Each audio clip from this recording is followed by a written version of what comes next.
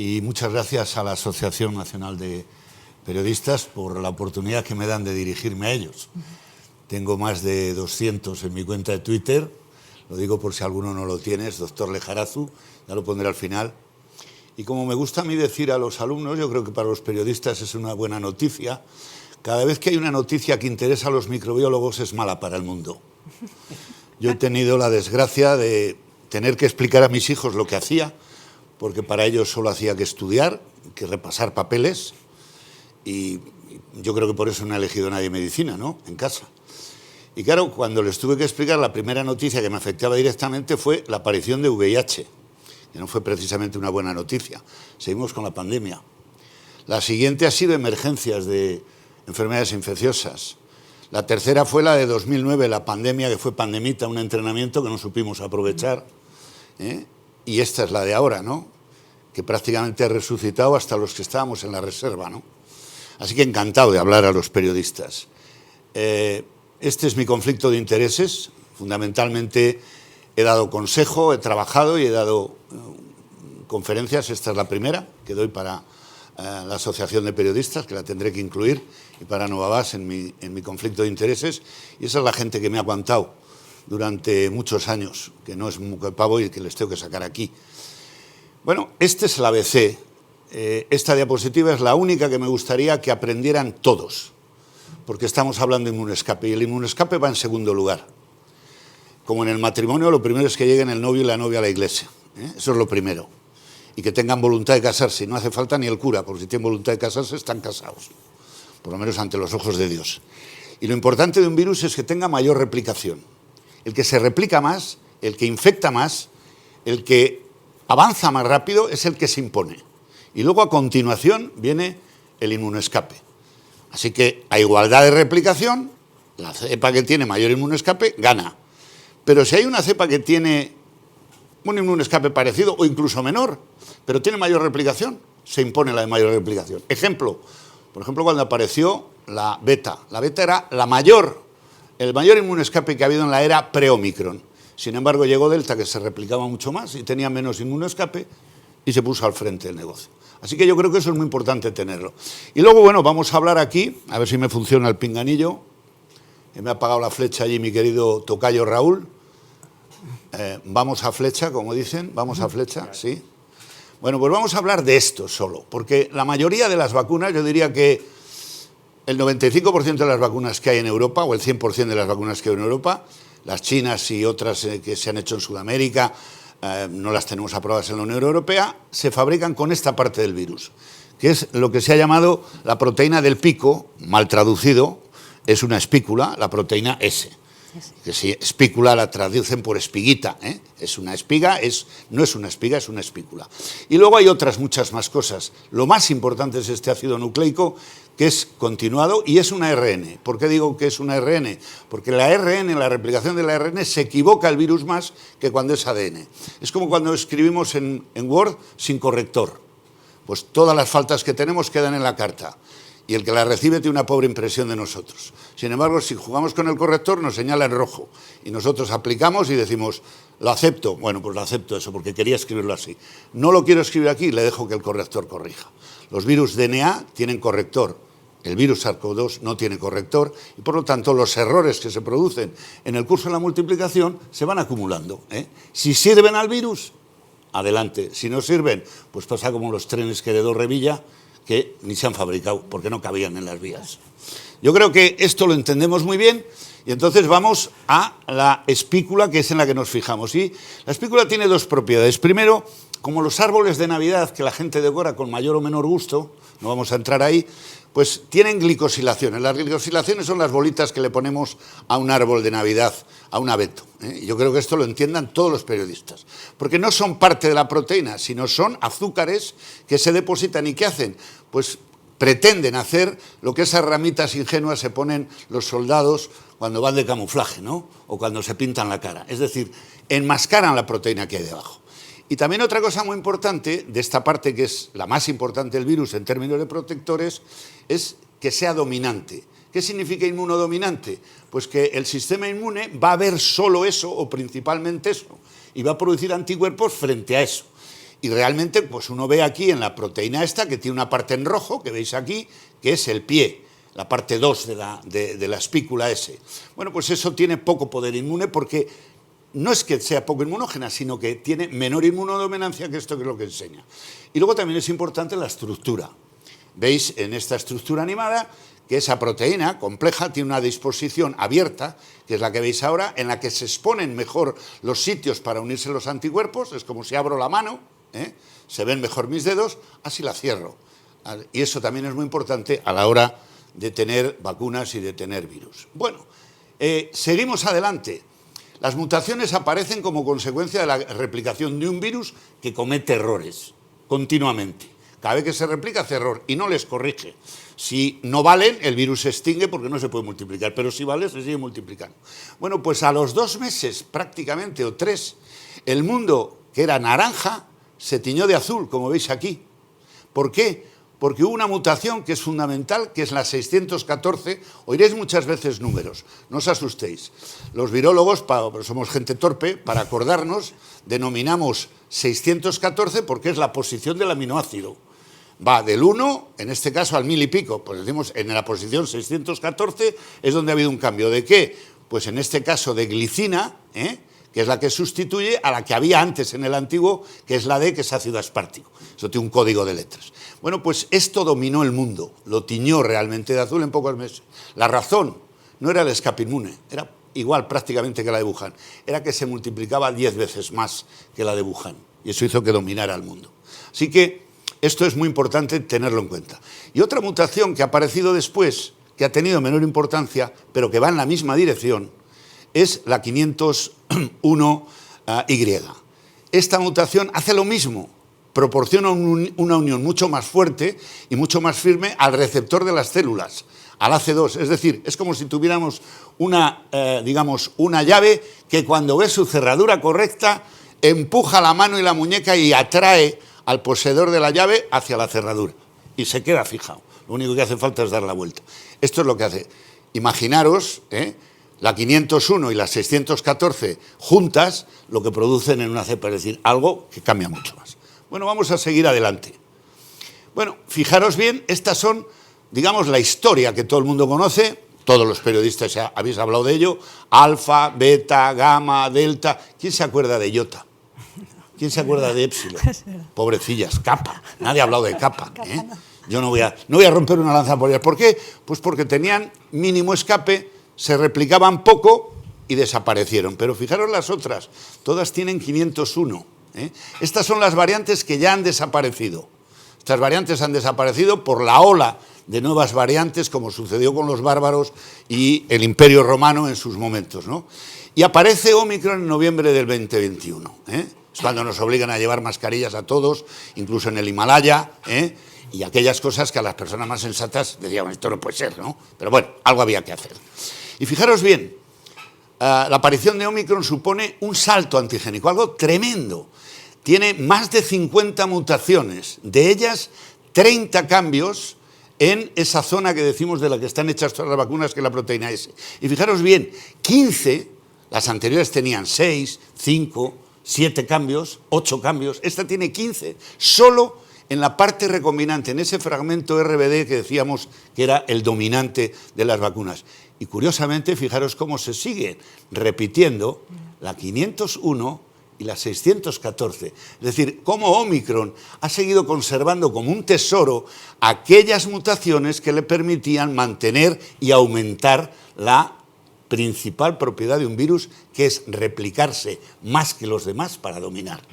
Esto es muy importante tenerlo en cuenta. Bueno, y veis que realmente la evolución del virus desde que emerge, que es como una especie de luna de miel, vive una luna de miel con la nueva especie, y fijaros bien, el predominio de la primera variante, que es la alfa, mucho más largo que la siguiente, beta, que ya os he dicho porque fue breve, porque se multiplicaba poco, el tercero un poco más largo, de gamma, y los siguientes de delta, hasta que aparece Ómicron, se van acortando. Y además una cosa que es muy importante es que a medida que aparece Ómicron se convierte la dominancia más que una dominancia, en una guerra tribal, como si fueran clanes de Escocia o clanes de mi querido País Vasco, que se peleaban entre sí una aldea contra la de al lado para ver quién dominaba, siempre regidos por ese principio.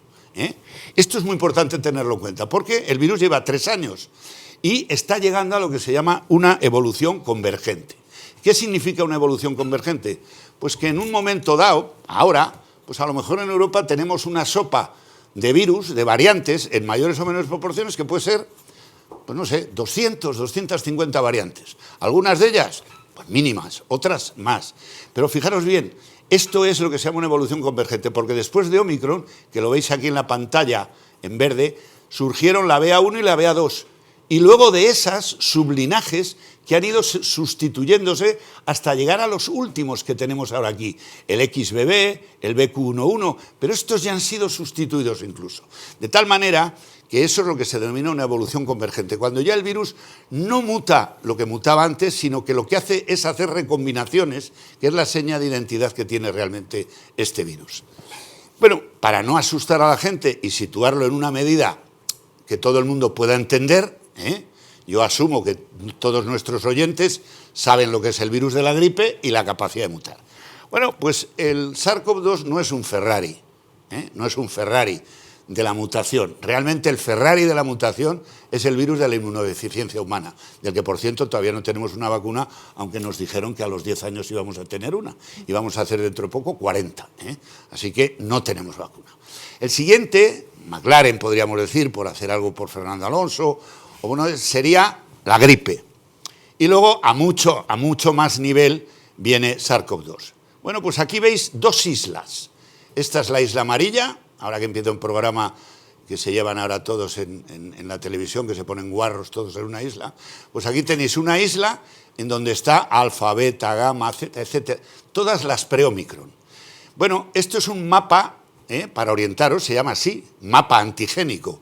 Porque cada cuadradito de estos, esto no hace falta ser muy científico, ya os digo que los virólogos somos gente muy primitiva, cada cuadradito de estos marca la diferencia de anticuerpos, por ejemplo, frente a Omicron BQ1. Es decir, cada anticuerpo, si tuviéramos aquí el virus, habría un título entero, es decir, sería la mitad los anticuerpos que neutralizan al virus, la mitad de efectivos. Si fueran 2, sería 4 veces. Si fueran 3, serían 8 veces, si fueran así sucesivamente. Fijaros la distancia que hay entre esta isla y esta otra isla que veis aquí. Bueno, pues esto que parece mucho es lo que recorre el virus, lo que ha recorrido el SARS-CoV-2 en 3 años, algo más de 3 años. Eso es lo que recorre el virus de la gripe en 7 meses. Esa diferencia. Y por eso tenemos vacunas actualizadas cada año frente a la gripe. Bueno, ¿y qué nos espera? Pues el futuro lo ha dicho nuestra moderadora de mesa, Graciela, y lo ha adelantado. Otra sopa de variantes, recordar la Kraken, la guerra que dio, que han sido variantes que han pasado, que han tenido su momento de gloria, pero que han sido sustituidas por las siguientes, que son más replicativas y además, o tan replicativas como Omicron, pero ahí sí que juegan un papel el inmunoescape en segundo lugar. Y la última, que la han bautizado con el nombre Pirola, que es las 286. Y no sabemos lo que sucederá. Bueno, en España, fijaros bien, estos son datos de hace aproximadamente 2 semanas, cuando se preparé pero no ha cambiado el panorama. Tenemos un predominio que empezó, como veis aquí, por un predominio de BQ1, que ha dado paso a un predominio de XB15, hasta que en las últimas semanas eso se ha ido, digamos, compartiendo con otras cepas, y la que predomina o la que empieza a predominar ahora en España es una variante de la XBB15 que tiene una mutación en 456, una lisina, como veis aquí. Y por eso se llama parecida, XBB1 light, parecida al XBB, pero distinta en que tiene esa mutación adicional. Lo vamos a ver mejor cuando veamos la evolución porcentual. Lo otro estaba tomado como casos, y esto te pone por cada semana cuál es porcentualmente sobre 100, y vemos cómo hemos pasado de morado, de lo que era BQ1, a durante la primavera, inicios del verano, a bueno, pues XBB15, y cómo ahora realmente ya en las últimas semanas XBB15 está compartida por esta otra variante, que ya es una evolucionada de XB1.5. Eso es muy importante a la hora de diseñar las vacunas. Bueno, y fijaros más, ya los virólogos hemos anticipado cuáles son los sitios de probable escape futuro en XBB. Y tenemos unas mutaciones, esto lo ha hecho el cambio de pantalla, porque yo no lo tenía así, pero me encanta que esté grande, porque las mutaciones de escape en verde son las que al virus no le hacen daño funcionalmente. Es decir, no evitan que replique bien, con lo cual añaden escape y mantienen la replicación el virus. En este lado son mutaciones de escape, que confieren escape, algunas de ellas, fijaros muchísimo, como la 489, que todavía no se ha producido, o la 498, que todavía no se ha producido, pero que son costosas y que probablemente hacen que disminuya la replicación. Por lo tanto, si aparecen estas y no logran, por mutaciones compensatorias, equilibrar ese motor de replicación, pues tendrá que irse al pit lane y empezar la carrera de nuevo. Bueno, así que yo creo que la mayor idea que se tiene que quedar de esta primera parte es que la historia de COVID será la historia de sus variantes, y sin entender eso es difícil entender nada, ¿eh? Si hay alguien todavía despierto, voy a explicar en 5 minutos las vacunas. Lo he puesto esto porque, como veis, uso gafas y digo, seguro que no veo nada, y así con el gato y la aguja.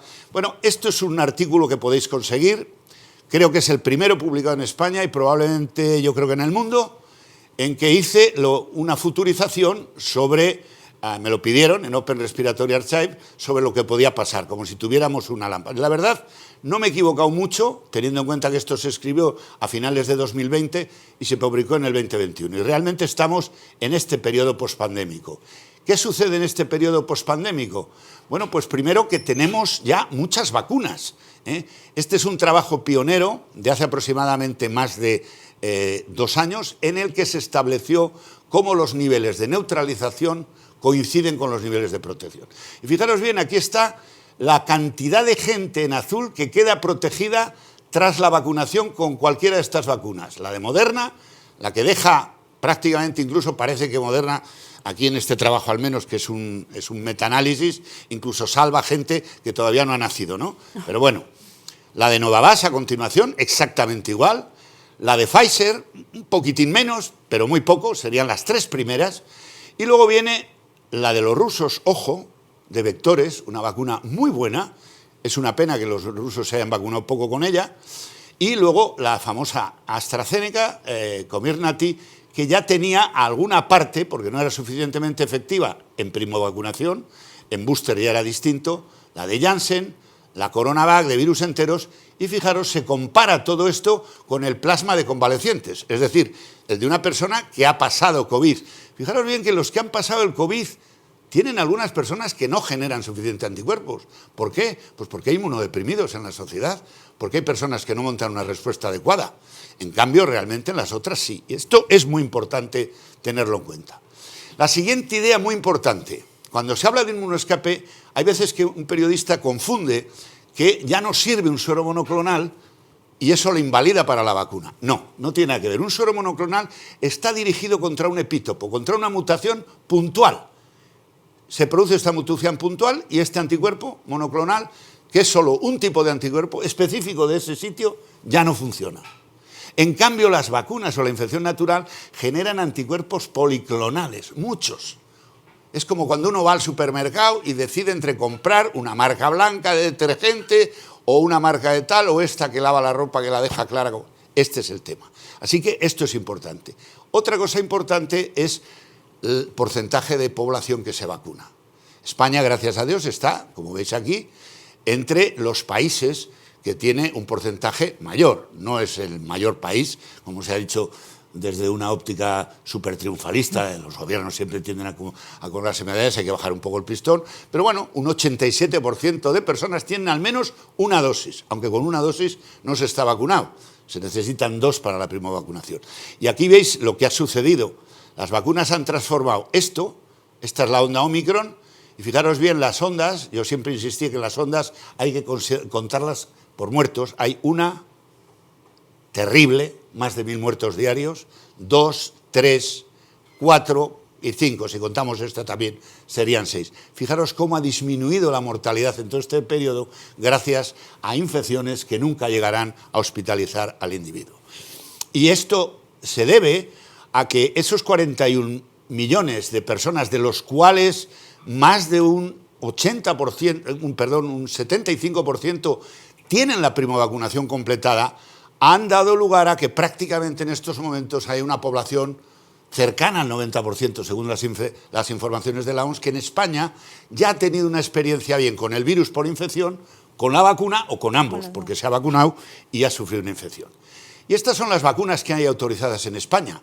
Es decir, si hay un documento que no ponga todas estas vacunas, este es un documento que ha producido el propio Gobierno de España, el propio Ministerio.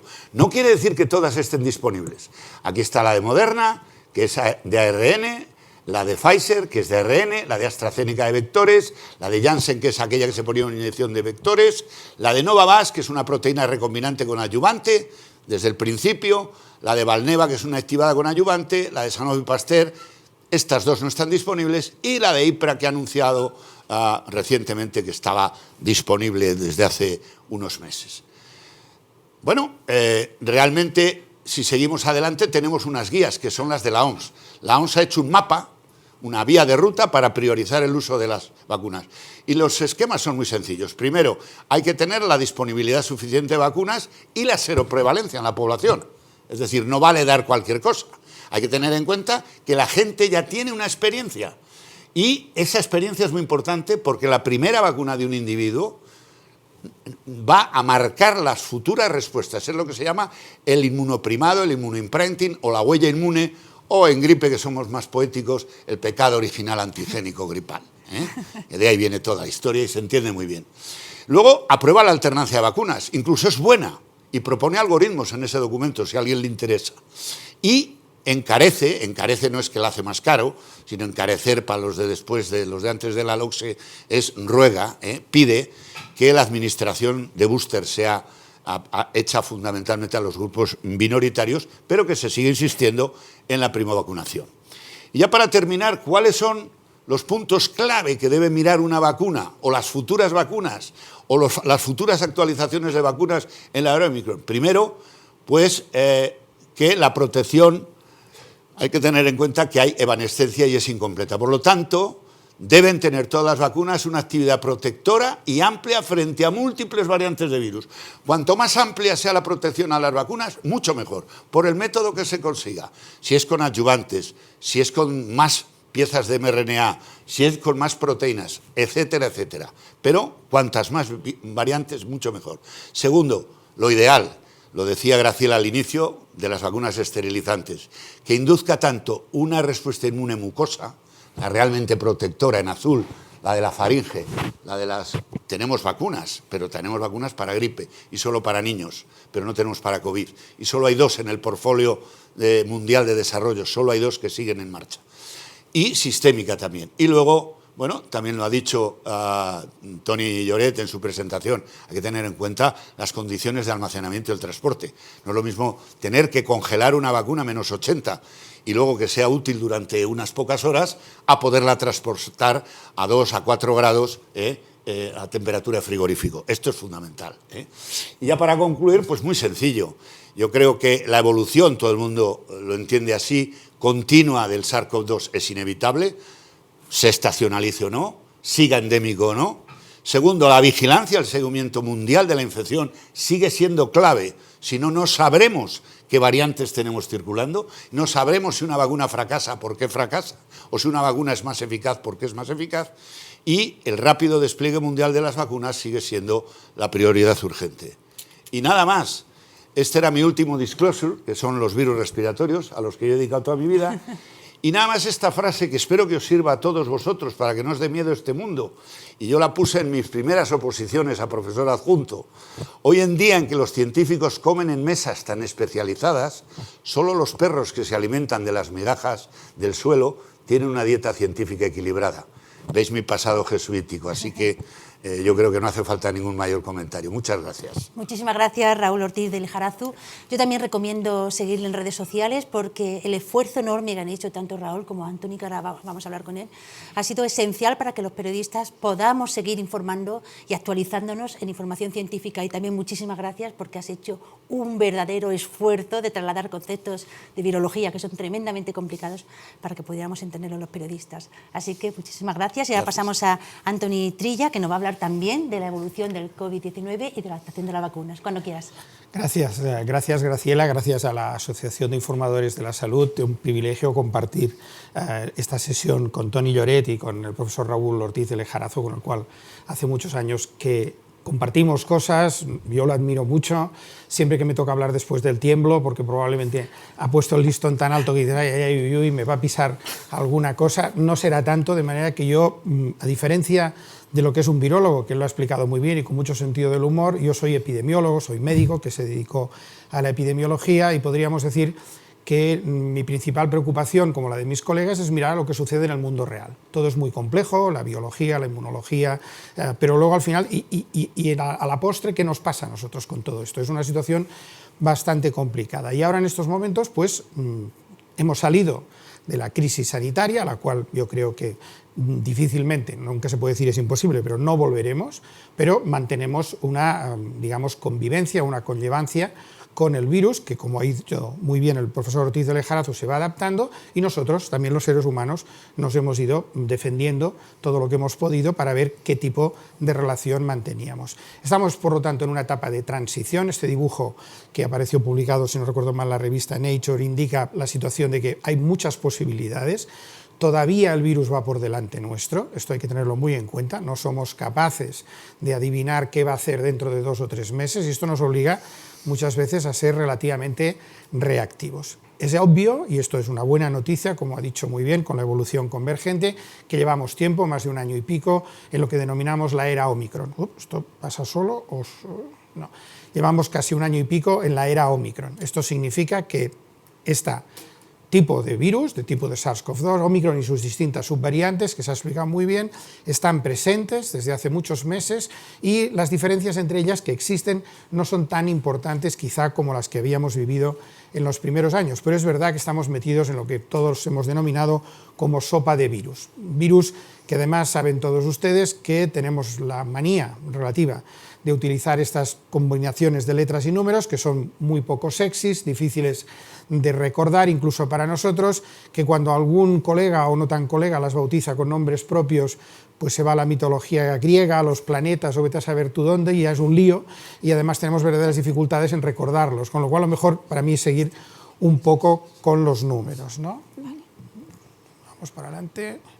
¿Qué variantes tenemos en estos momentos clasificadas como variantes de interés? Variantes de interés es el escalón intermedio, el escalón, digamos, más preocupante para nosotros es precisamente variantes objeto de preocupación. Ahora estamos con variantes de interés, todas ellas son Omicron fundamentalmente, y la que más nos preocupa es la parte de abajo de la diapositiva, la que tiene en azul oscuro, dominada por este conjunto de cepas, como ha comentado muy bien, XBB, sobre todo, y también estas que empiezan a añadir algunos cambios, especialmente eje 5. Ahora por hoy no sabemos exactamente si cada una de ellas tiene cambios sustanciales en la transmisión, que es lo que las mueve a predominar básicamente. Lo de que hay un cierto mayor escape lo ha explicado muy bien el doctor Ortiz de Lejarazu con las mutaciones y la posibilidad de cambiar, pero vamos a la parte de la realidad. No hemos visto grandes cambios, afortunadamente, en la gravedad de la infección. Por lo tanto, esto es un dato a tener muy en cuenta, y sí que vemos, y este verano ha sido un ejemplo, que la transmisión de estas cepas, por lo menos en la Unión Europea y en muchos países del mundo, está aumentando. Ahora parece que estamos en una cierta tregua, pero durante el verano, evidentemente, ha habido un aumento en el número de casos, aún con las dificultades que tenemos de saber exactamente cuántos casos tenemos y por qué se han producido. Es importante saber que hoy no estamos ni de lejos frente a la situación que empezó la pandemia. Mucha gente se ha infectado, muchísima gente, especialmente en España, nos hemos vacunado con 1, 2, 3, 4 y hasta 5 dosis, algunos, dependiendo del grupo al que pertenecen. Nos hemos puesto, por lo tanto, dosis de refuerzo, algunas de ellas, la última, diferente a las dosis originales de vacuna, y entre esta infección y la vacunación, o las dos cosas a la vez, que es la famosa inmunidad híbrida, que es como más que la suma de ambas protecciones, para entendernos un poco más. Tenemos una situación que yo, que también soy de una época pasada, podíamos definir como la canción de Pink Floyd, el muro. Tenemos un muro de inmunidad. Este muro no es perfecto, tiene agujeros, como veremos, algunos que hay que tener muy en cuenta, pero la situación es muy distinta a la de hace unos meses. Muy importante, con las vacunas que tenemos hoy disponibles, y afortunadamente dispusimos de ellas muy rápidamente, uno de los grandes, yo diría no milagros, sino trabajos duros de la ciencia y después el trabajo conjunto de mucha gente, es que tuvimos vacunas contra la COVID o frente a la COVID, que básicamente lo que sí hacen bien es lo que tienen ustedes en la parte roja de este esquema. Previenen los casos graves, por lo tanto ayudan a reducir el número de ingresos, previenen también los casos muy graves, los ingresos en la UCI con graves problemas, y previenen también la mortalidad. Reducen algo, no todo lo que nos gustaría, la transmisión, a lo cual pues, hay que seguir trabajando para intentar obtener vacunas que también ayuden a reducir, si es posible, incluso eliminar o una parte importante de la transmisión. Por lo tanto, cuando alguien dice, ¿yo por qué me tengo que vacunar si es que me he de vacunar? Es porque tiene usted bastantes menos probabilidades de padecer una forma grave de COVID, de ingresar en el hospital o de morirse. ¿Pero me voy a contagiar? Pues seguramente sí. Pues no tiene usted una gran protección, menos que el que no esté vacunado, pero la situación es ahora intentar mantener esta idea de no hay tanta gravedad, no hay tanta mortalidad. Las vacunas, y esto yo creo que es una constante para todos nosotros, aprendimos que si en España tuvimos vacunas es gracias a pertenecer a la Unión Europea, si no, vete a saber lo que hubiera pasado, es imposible saber cómo se hubieran desarrollado los acontecimientos, y esto hay que continuar porque muchas veces criticamos, y hay gente que pues, se dedica a decir que no toman buenas decisiones, etcétera, a la Agencia Europea de Medicamentos, a la EMA, y nosotros formamos parte de la EMA. Nuestro país también interviene y de hecho ha sido uno de los principales ponentes en la aceptación de alguna de estas vacunas. Por lo tanto, tenemos un legislador europeo que de forma diversificada y muy correcta científicamente acaba decidiendo si sí o si no determinadas vacunas. Y las vacunas que tenemos autorizadas hoy para su uso en la Unión Europea son las que tienen en la parte izquierda, nuestra derecha de sus pantallas, Pfizer, BioNTech, Moderna y Novavax. Estas tres son las únicas tres compañías que hoy han dicho podremos ofrecer la vacuna monovalente adaptada, que ahora hablaremos de ella, basada en la XBB. Nuestra tecnología y nuestro esfuerzo nos permite poder ofrecer esta vacuna ya. Ya significa la semana que viene en Estados Unidos y probablemente dentro de pocas semanas en el resto del mundo. Las otras vacunas, que siguen siendo buenas y siguen siendo válidas, algunas con algunos problemas que ahora no entraremos a discutir, pero que todos ustedes recuerdan de la primera época, siguen siendo vacunas también efectivas. Dicho de otra manera, si mañana tuviéramos una superepidemia de nuevo de COVID y la gente se empezara a morir, nos volveríamos a vacunar todo con lo primero que tuviéramos. Pero no estamos en esta situación y por lo tanto hay que ir afinando un poco más. Repito, hay tres compañías que hoy han dicho, y ahora veremos por qué lo han dicho, que pueden adaptar su vacuna a la posible situación epidemiológica que se vislumbra, aunque ya verán que incluso antes del tiempo ya parece que pueden haber determinados cambios que hay que ver qué tal se manejan, ¿no? ¿Qué dice la OMS? Ustedes tienen que intentar reducir los fallecimientos, los casos graves y la carga global de enfermedad. Importante, también las consecuencias de la COVID.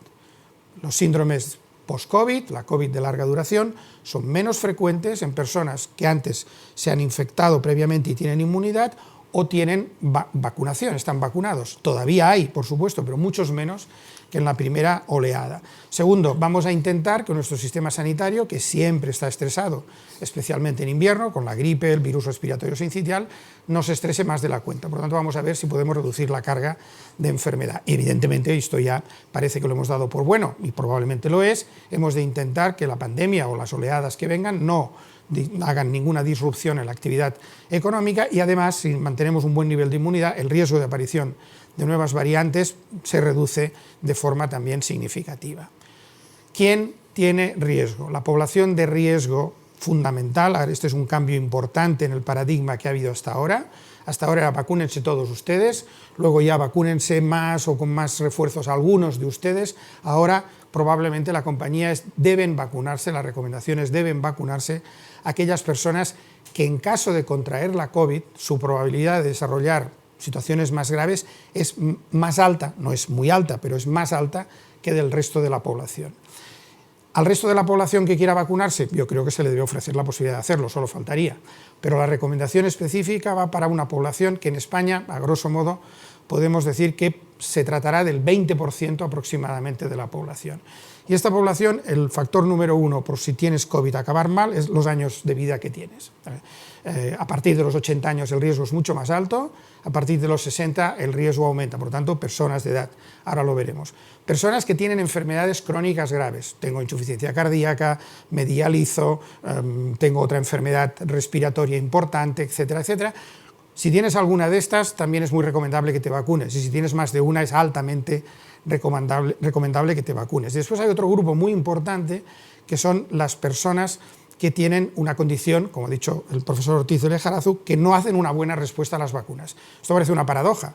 Vamos a recomendar a aquellos que no hacen buena respuesta a las vacunas, por eso están menos protegidos. Estos son los inmunodeprimidos, bien por una enfermedad que les condiciona una situación que no hacen buena respuesta inmune, o bien por un tratamiento que les damos nosotros para prevenir un rechazo de un trasplante, para tratar un cáncer, etcétera, etcétera. Estos son los grupos fundamentales a los que veremos que se añaden dos grupos más, que afortunadamente no son enfermos, como verán.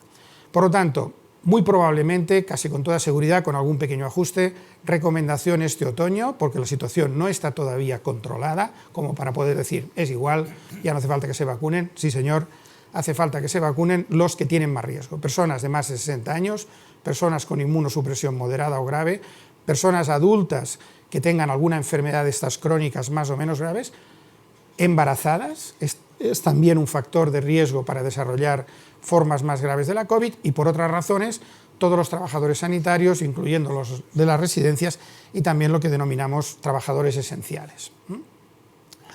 La OMS, y aquí afortunadamente también la agencia reguladora norteamericana, la FDA, que hoy precisamente se está reuniendo en Estados Unidos para afinar quién deben vacunar en Estados Unidos, que sería una política un poco diferente. Seguro que los grupos de riesgo se parecerán mucho, pero ellos siempre tienden a intentar vacunar a más población, de manera que vamos a ver qué recomendaciones da la FDA. Pero aquí en Europa también la EMA, cosa rara pero afortunada, llegaron a un consenso diciendo, vamos a sacar la bola de cristal, que no funciona muy bien, vamos a ver si entre las dos bolas de cristal acertamos un poco más, y todo nos hace pensar, o nos hacía pensar, y seguimos pensando lo mismo con algún matiz, que lo lógico sería adaptar las vacunas a la situación de los virus, a esta sopa de virus. Y en esta sopa de virus hay virus que han desaparecido, como ha dicho Raúl. Por lo tanto, mejor mantener los que están ahora circulando, y estos son los XBB. ¿Es que irán apareciendo nuevos? Sí, vale, perfecto, pero no vamos a estar cambiando la vacuna cada 3 días, es imposible técnicamente, con lo cual vamos a ver si con esto cubrimos. Hoy dirán, ¿cuál es el virus predominante? Este, y algunas de sus variantes que se parecen mucho, por lo tanto, este, en términos genéricos. ¿Habrá alguno diferente? Sí. Esperemos que este sí siga manteniendo como importante, A, o B, que las nuevas vacunas también proporcionen respuesta frente a las otras variantes que ya vemos ahora. Esta es la situación actual, y por eso se hace esta recomendación. Y acabo ya, tienen aquí la sopa de letras, el eje 5, el XBB, el X no sé qué, y si me permiten, y disculpas porque está en inglés, pero es lo que hay por ahí por pillarlo, mantengan la calma, esto no se termina hasta que se haya terminado, y no se ha terminado, estamos en una etapa de transición muy distinta, y probablemente algún día acabaremos con más estabilidad en los virus y en la periodicidad de la infección, pero no estamos todavía aquí, el tráfico es confuso, recuerden el dibujo de la playa, no sabemos dónde va exactamente la canica en estos momentos, y la siguiente es aquellos que tengamos una edad, una condición o una enfermedad, que la recomendación oficial es vacúnense. El mejor consejo que pueden hacer para intentar pasar un invierno con menos complicaciones es que se vacunen de la gripe, que se vacunen de la COVID, que son los dos virus que probablemente van a dominar el panorama, y cuando puedan, y si es el caso, recuerden que también hay vacunas para neumococo, hay vacunas, o habrán vacunas para virus respiratorio sincitial, y para otra cosa que no tiene nada que ver con esto, pero que hace mucha pupa, que es el herpes zóster, que también vale la pena. Por lo tanto, queridos colegas de más de 60 años, hemos de vacunarnos y, queridos pacientes de mucho tipo que visitamos en el hospital, también es el momento de considerar el consejo de su médico, el consejo de su enfermera y aceptar el consejo, créanme, de vacunarse esta temporada. No están las cosas como para decir esto es leve, esto se ha terminado, estamos mucho mejor, pero no tenemos todavía la enfermedad ni controlada ni suficientemente clara para poder adivinar qué paso va a ser el siguiente. Y nada más, muchas gracias. Yo también, como decía Graciela y Raúl, también tengo X, léase antes Twitter, es Toni Trilla, o sea que si quieren también seguirme, pues encantado. Muchos de ustedes lo hacen también y la verdad es que tanto los dos hemos tenido una relación estos años muy intensa con muchos de ustedes, un placer y un privilegio poder no hacer de portavoces, porque oficialmente no nos representamos nada más que a nosotros mismos, pero por lo menos poder explicar un poco lo que pasaba en el otro lado, en el laboratorio, en el hospital, en los datos y por lo tanto, pues encantado. Gracias.